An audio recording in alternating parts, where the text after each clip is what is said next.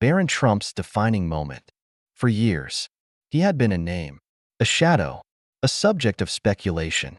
But now, standing in front of a crowd that had already made up their minds about him, Barron Trump had their full attention, and he wasn't going to waste it. The room was still, charged with an energy that was hard to describe. People came expecting a spectacle, a misstep, a forgettable speech. Instead, they found themselves listening, really listening. Barron continued, his voice unwavering. I know what it's like to be judged before you've had the chance to introduce yourself, to have your name define you before your character does. A shift rippled through the crowd. Those who had expected an inexperienced, privileged boy fumbling through a speech were now faced with something different, something real.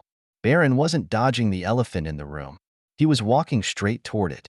I've spent most of my life being spoken for, written about, analyzed by people who have never met me. But today, I'm here to change that. You may not agree with what I have to say. That's fine. But if you're going to judge me, at least judge me for what I actually say, not what you assume I will. The weight of those words settled over the convention center like a thick fog. Some in the audience nodded, acknowledging the truth in his statement. Others remained skeptical. The press, always eager to dissect and define, shifted uncomfortably.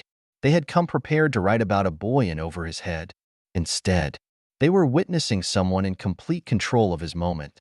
He wasn't here to charm or to provoke.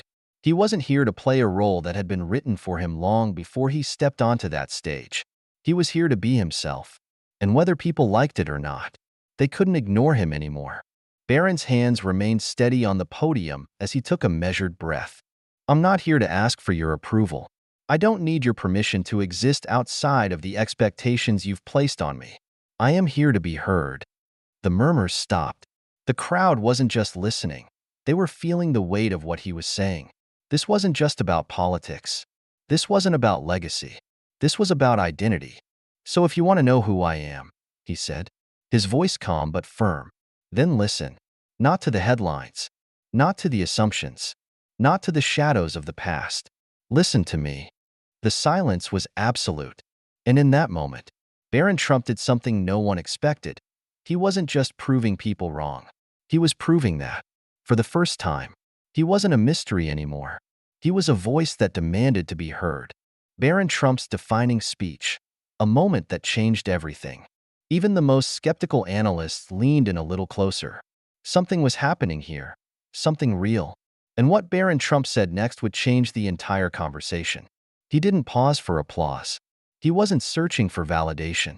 He had them, not because of his last name, not because of the spectacle, but because he was saying what no one had expected.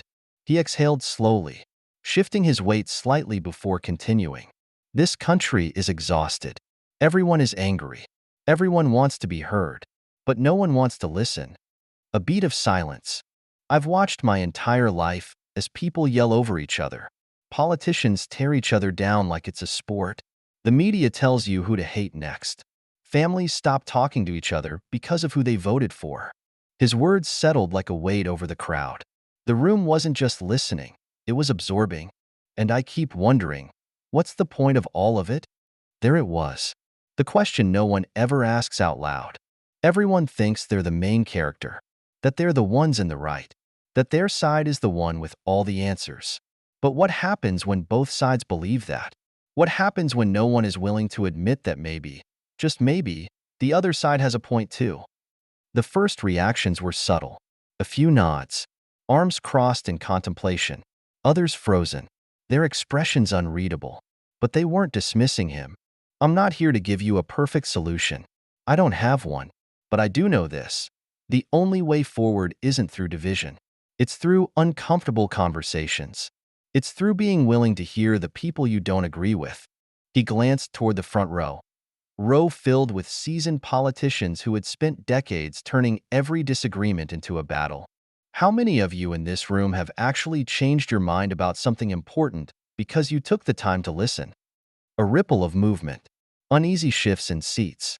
That was the moment people realized this wasn't a campaign speech. This wasn't a well-rehearsed performance designed to hit political talking points. This was something different. And then, He said something that caught everyone completely off guard. "There's something people don't understand about growing up in my position." The audience leaned in, not dramatically, but noticeably. "Most of you think I lived in a world of privilege, that I had everything handed to me. And yeah, I won't lie, I've never worried about where my next meal was coming from. But do you know what I have had to worry about?" Another pause. Being judged before I ever even opened my mouth. Being reduced to a last name. Being told who I am before I even got to decide for myself. Now, the tension wasn't just curiosity, it was discomfort. Because whether they wanted to admit it or not, he was right. The media had spent years speculating about him without ever hearing a word from him. He had been the subject of countless theories, memes, and articles. People had debated his future, his intelligence, his loyalty, his worth, without ever asking him. I've had strangers tell me what I believe. I've had people who've never met me call me everything from just another rich kid to a puppet of my father. His gaze swept the room, landing on the reporters at the back. And you know what's funny? None of those people ever actually asked me what I think. A few journalists exchanged glances. Some adjusted their microphones, shifting uncomfortably. Others scribbled notes furiously, realizing they were covering something they hadn't expected today. It made me realize something. Barron straightened slightly, his voice calm but firm. If people could be so sure they knew who I was, without ever speaking to me, then how often do we do that to each other? The room wasn't just quiet, it was still. Because that wasn't just about him. It was about all of them. Every politician in that room had done the exact same thing to their opponents. Every journalist had written headlines that painted people in black and white. Every voter had, at some point, made a snap judgment about someone based on a name, a party, or a single sentence taken out of context. We're so quick to put people in boxes, so quick to decide who's good and who's bad based on a headline, a tweet, a rumor. But tell me something. His eyes swept the crowd once more. When was the last time you actually changed your mind about someone after hearing them out? The silence stretched on, and in that moment, Barron Trump wasn't just proving people wrong. He was proving that, for the first time, he wasn't a mystery anymore. He was a voice that demanded to be heard. Barron Trump's speech, the moment that changed everything.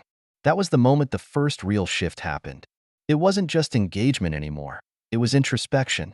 At the back of the room, a veteran journalist, one who had spent decades covering some of the most polarizing figures in politics, slowly put down his pen. He had covered speeches from every major political figure in the last 30 years. He had seen presidents rise and fall, but he had never seen this. This wasn't just a speech, it was a mirror. And for the first time in a long time, people weren't just hearing words, they were seeing themselves. Then, from somewhere near the front row, a single person stood up.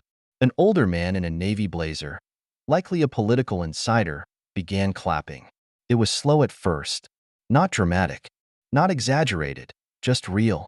Then another, and suddenly, like a wave rolling across the room, more and more people were rising to their feet, not because they had been prompted, not because the cameras were rolling, but because they felt it. The sound swelled, filling every inch of the convention hall. But while some in the crowd embraced the moment, others weren't happy at all. The backlash begins. The applause wasn't unanimous. Yes, a standing ovation rippled through the convention hall. Yes, there were people visibly moved by Barron Trump's words. But not everyone was clapping. A handful of political figures remained seated, their arms folded, their expressions locked in stone-cold skepticism. Some whispered to each other. Others barely concealed their annoyance. In the back, a well-known strategist for a major political party shook his head, muttering, "People are so desperate for something different. They'll eat this up without thinking twice." One senator leaned toward a colleague. "This is all optics. He's just another Trump. People will see through it." But in the center of the room, the energy was different. A woman in her 50s, who had once vowed never to listen to another Trump speak, found herself standing with the crowd, hands clapping before she even realized she was doing it. A younger political analyst, who had come in expecting a rehearsed performance, wasn't so sure anymore. And then, The real storm began. The media firestorm. Within minutes, clips of the speech flooded social media.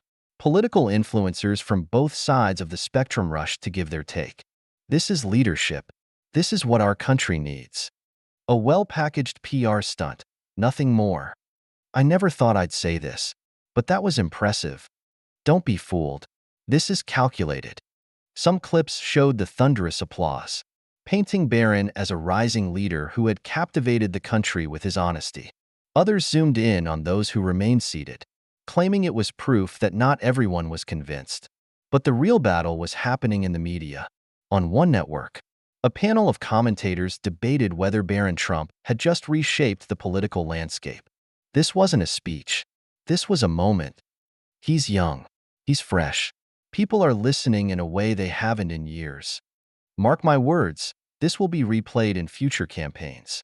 But on another network, the skeptics tore into it. Come on. This was carefully crafted. He didn't say anything real. He's trying to play the unity card, but he's still a Trump. Notice how he avoided specifics. This is how you manufacture a moment without committing to anything. And then came the conspiracy theories. Some claimed the entire event was scripted, not by Barron, but by a team of strategists crafting his political debut. Others insisted he was being used, a pawn in a bigger game being played by his father's allies. And then there were the wild ones. This is all a distraction. What else is happening right now that they don't want you to see? Watch how they use this to set up 2028. He's not different. He's just better at hiding it. The divide was stark. For every person who praised him, another tore him down.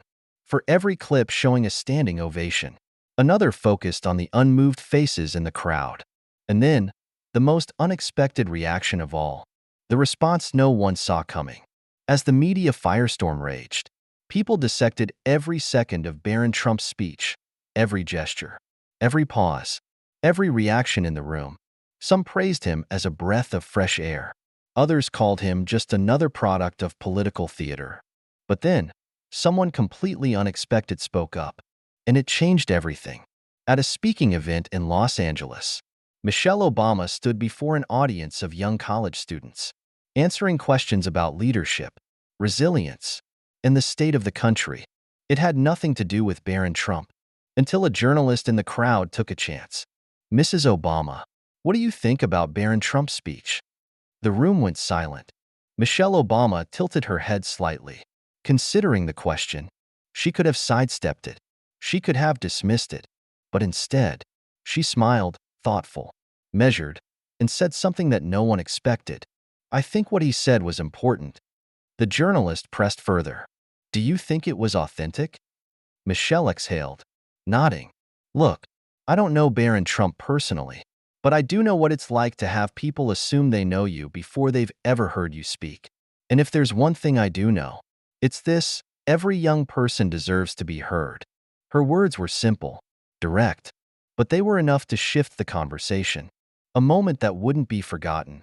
That one comment, the unexpected acknowledgement from someone outside his circle, made people pause. It wasn't about Barron Trump's last name anymore. It was about what he had said. And suddenly, the conversation wasn't just about politics. It was about something deeper: listening, understanding, and the idea that maybe, just maybe, we should stop assuming we know people before we actually hear them. For years, they had called him a mystery, a shadow, just another last name. But in one moment, Barron Trump proved them all wrong.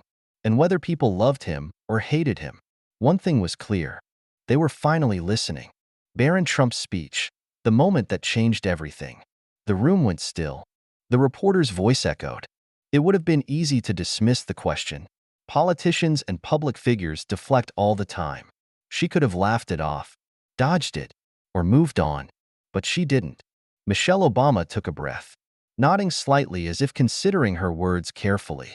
You know, I may not agree with his father on much, she began, her voice calm but firm. But I respect when young people step up and speak for themselves. What he said about listening, about not making assumptions, we could all learn something from that. The room reacted instantly. Some clapped, some gasped, some looked at each other wide-eyed. And just like that, The conversation changed. The firestorm begins. Within minutes, news outlets ran with the headline, "Michelle Obama praises Barron Trump?" Michelle Obama. We could all learn something from Barron Trump. Unexpected support. Former First Lady reacts to Barron's speech. The reactions came fast, and they weren't all positive. From the right, wow, even Michelle Obama sees the truth. Maybe Barron is different. From the left, what is she doing? She doesn't owe the Trumps anything. From conspiracy theorists, this was planned. Don't fall for it. Even those who admired Michelle Obama struggled with it. Some argued she had given the Trump family a gift they didn't deserve. Others saw it as a rare moment of sincerity in politics. But regardless of intention, it fueled the fire. Barron's speech was no longer just a moment. It was now a cultural event. For the next 48 hours, Michelle Obama's name trended alongside Barron Trump's. Political analysts scrambled to interpret what her words meant. Was this a signal that people are desperate for unity? Did she just give legitimacy to the next generation of the Trump dynasty? Does this mean anything at all? Or are people overreacting? Late-night hosts mocked the situation, poking fun at both sides. Michelle Obama praising Barron Trump? That's like finding out your grandma listens to rap. But others took it seriously. One talk show host looked straight into the camera and said, "If Michelle Obama can acknowledge that a young man, who she has every reason to dislike, made a good point, why can't we do the same in our everyday lives?" And for a brief moment, the conversation shifted. People weren't just debating whether Barron's speech was real or rehearsed. They weren't just arguing about his last name. They were asking, if she can listen, why can't we? But while some embraced that idea, others doubled down. Barron Trump had gone from an untested figure to the center of a national debate. And as pressure mounted, the biggest question still loomed. What was he going to do next? The aftermath.